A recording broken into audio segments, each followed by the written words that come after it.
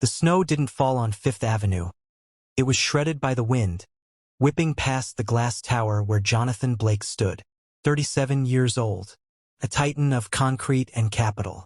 His custom-made black coat felt less like armor and more like a tomb. Jonathan was rich, yes, successful, absolutely, but standing there, watching the chaos of the city he owned, he felt a crushing, silent emptiness. It was a feeling he kept locked down the way he locked his deals. He checked his wrist. The watch. A heavy, vintage gold piece his father had worn. It was the only thing he had left from a family that had fallen apart. He kept it wound, but he never actually looked at the time. Time didn't matter when every hour felt the same. He reached for his phone to call his driver, Marco. "Excuse me, sir."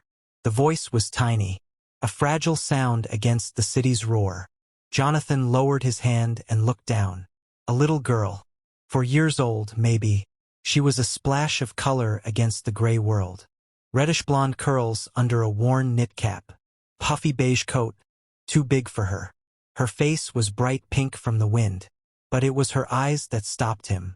Blue, wide, and holding a terror that cut through Jonathan's own indifference.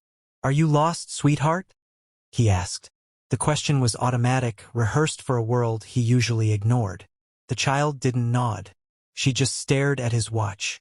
"I need your help," she whispered, her lower lip trembling. "My mommy won't wake up. She won't open her eyes." The words were a hammer blow.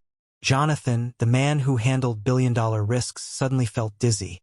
"Where is she?" "At home." "Yes, on the floor," the girl said. She pulled a worn, green backpack tighter over her small shoulders. "I tried to call, but the phone fell." She looked up at him again. "Mommy said, if there's an emergency, find the kindest face you can and ask for help." Jonathan was a man known for his ruthless face. But this little girl, this Sophia, had somehow seen past the facade. He crouched down.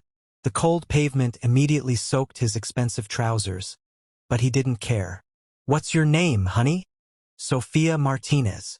"Okay, Sophia. I'm Jonathan. Can you take me to your mom?" Sophia nodded. Her small, mittened hand reached out. She didn't just take his hand. She gripped the gold watch on his wrist with both her tiny fingers. The heavy, cold gold of the watch suddenly felt warm under her touch. "She's sick," Sophia said, her breath fogging the air. She couldn't keep her medicine down. Sophia led him away from the lights of wealth. They walked around a corner, and the world shifted. The marble lobbies and perfect glass gave way to old brick, boarded-up windows, and dark, narrow streets. They stopped at a brownstone. It looked tired, leaning slightly. Sophia fumbled with a key on a bright red string, her fingers struggling with the lock. Jonathan gently helped her. They climbed 2 flights of stairs. The air was heavy, smelling of damp wood and old cooking. The wallpaper was peeling like dry skin. Sophia's apartment was tiny, but it had a clear, fierce warmth. The walls were covered in her drawings, held up by colorful, peeling tape. A small Christmas tree, decorated with popcorn garlands and simple handmade ornaments, sat proudly in the corner. And there she was, a woman, maybe 30, lying motionless beside a worn couch. Rebecca Martinez. Jonathan rushed to her. Her light brown hair was pulled back, her face pale. He searched for a pulse. Faint, but there. He put his hand on her forehead. Burning hot. Jonathan saw the immediate, terrible truth in the room. On the small table, a stack of bills. Rent notice, eviction warning, medical bills, all marked in angry red. On the kitchen counter, an empty prescription bottle. A calendar on the wall marked with shifts. 3 jobs, double shifts circled in desperate red ink. He dialed 911, his hands steady on the phone, but his chest was tight with an emotion he hadn't allowed himself to feel in years. Raw, helpless anger at a world that let this happen. "She's in diabetic shock," the paramedic said minutes later. "Her blood sugar is dangerously low. She's been fighting an infection and couldn't keep her insulin down. She is very lucky the little one got help." As they loaded Rebecca onto the stretcher, Sophia buried her face in Jonathan's black coat. He held her tight, The heavy gold watch on his wrist was now a focal point, the only thing she seemed to cling to. At St. Mary's Hospital, the cold, harsh light of the emergency room waiting area seemed to strip away Jonathan's wealth, leaving him feeling as exposed and vulnerable as the people around him. He sat, still holding Sophia's hand, the gold watch now hidden by her small, insistent grip. A social worker arrived, Mrs. Patterson, tired, but with kind eyes. "Sophia, honey, I need you to tell me what happened." As Sophia spoke, Jonathan learned the full, heartbreaking story. Rebecca was a night nurse, a caring woman who was simply beaten down by circumstance. The father had left. Every dollar was a battle. She had worked until her body simply quit. "Mr. Blake," Mrs. Patterson said quietly, her pen hovering over her clipboard, "I'll need to place Sophia in temporary foster care. We have no choice. There's no other family." "No." The word was a rock hitting the floor. Jonathan stood up, his voice low, shaking with a new kind of power. Not the power of money, but the power of a man defending a small, fragile thing. "You can't do that. She is not going anywhere." "Sir, you are a stranger. We have protocols. State law." Jonathan's gaze was hard, meeting the social worker's tired eyes. "I just helped save her mother's life. This little girl risked everything to walk out there and find help. I am not going to let her be traumatized further by being ripped away from the person she trusts right now, me." He pointed to his wrist, where Sophia's fingers were still wrapped around the watch. "Look at her. She trusts me. I have the resources. I have a home. I will be her guardian. I will stay with her." "That is highly irregular, Mr. Blake. Almost impossible." "Then I will make the impossible happen," Jonathan said. "I have the best lawyers in this city. They will be here in 20 minutes. Or you can make a temporary exception based on the unique circumstances and the child's well-being. Your choice." 2 hours later, after calls, paperwork, and the sheer force of Jonathan's will, the impossible was done. A temporary guardianship. Sophia would stay with Jonathan, with daily check-ins from Mrs. Patterson. They were allowed a brief moment with Rebecca. She was awake, pale, but breathing steadily. "Baby, you are the bravest girl," Rebecca whispered, tears running down her temples. "Mr. Jonathan is going to keep me safe," Sophia announced. Rebecca's eyes, full of exhaustion and a mother's fierce, protective light, met Jonathan's. "Thank you," she said, her voice weak. "I don't know who you are, or why you did this." Jonathan looked at his hand, which still held hers. The gold watch caught the dim hospital light. "I don't either," he admitted quietly. "But she saved you. And in a way, I think she saved me too. I'll bring her back tomorrow. You just get well."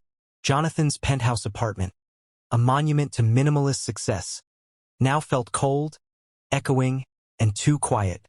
Sophia stood in the center of the vast living room, clutching her green backpack. She looked overwhelmed. "Are you hungry? I have yogurt," Jonathan offered. Sophia shook her head. "I'm sleepy, but my bed is soft. This floor is cold." He led her to the guest room. It was all stark white, chrome, and silence, designed for the kind of adult visitors who never came.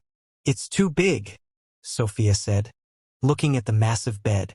"I'll get lost." Jonathan thought about the small, cozy apartment they had left. He thought about the warmth of her hand on his watch. He went to the closet and pulled out every pillow, every heavy blanket.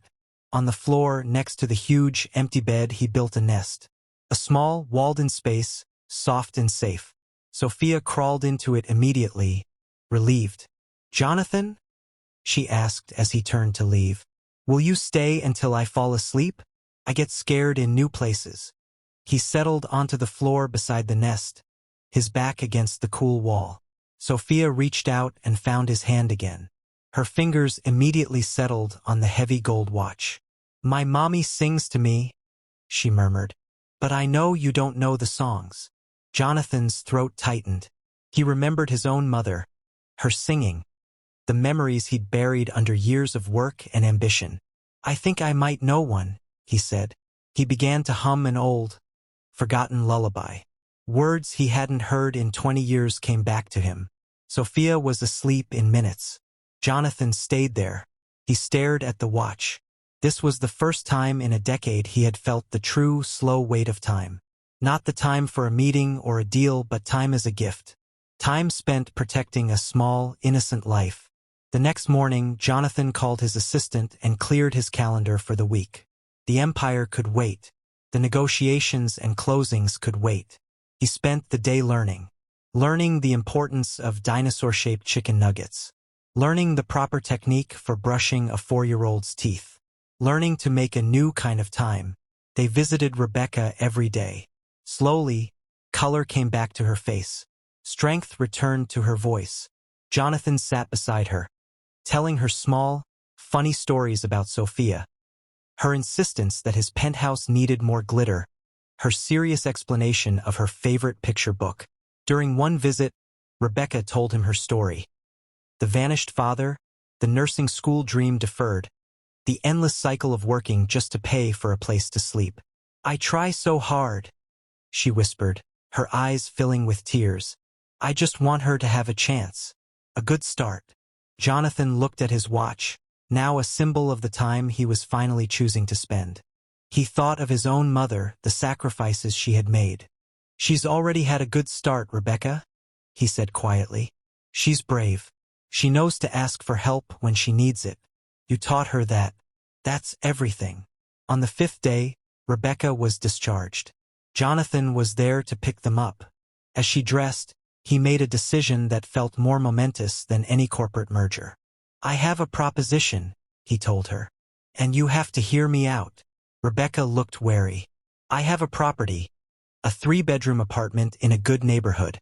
Good schools," Jonathan said. "It's empty. I want you and Sophia to live there. No rent." "Jonathan, I can't. That's charity. I can't."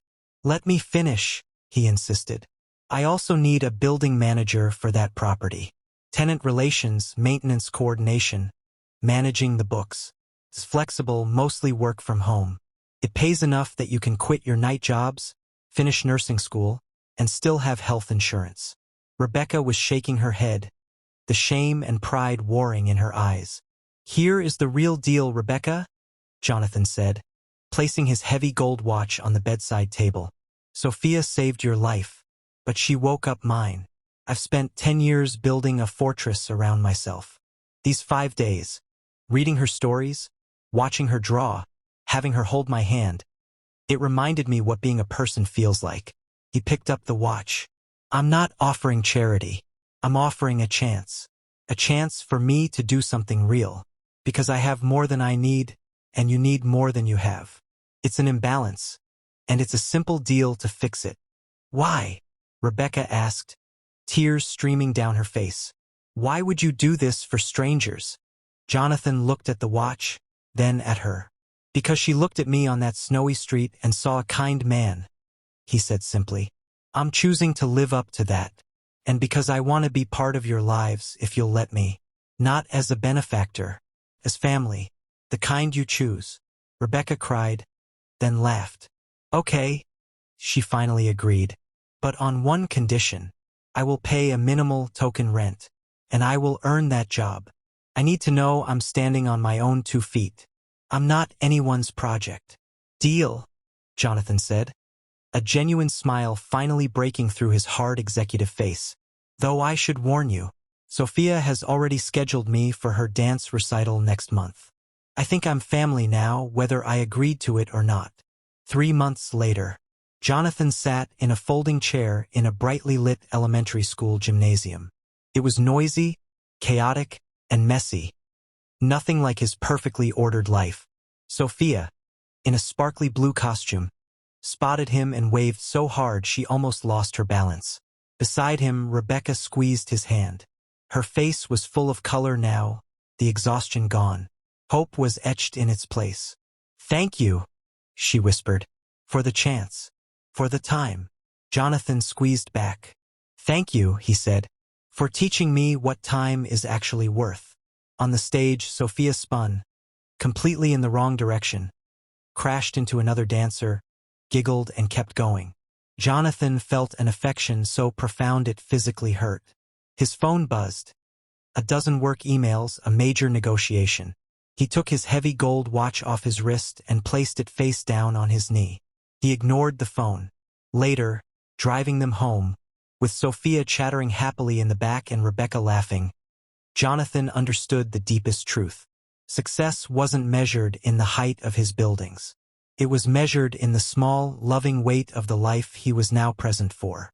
"It's snowing again, Jonathan," Sophia said, watching the soft flakes fall outside the car window.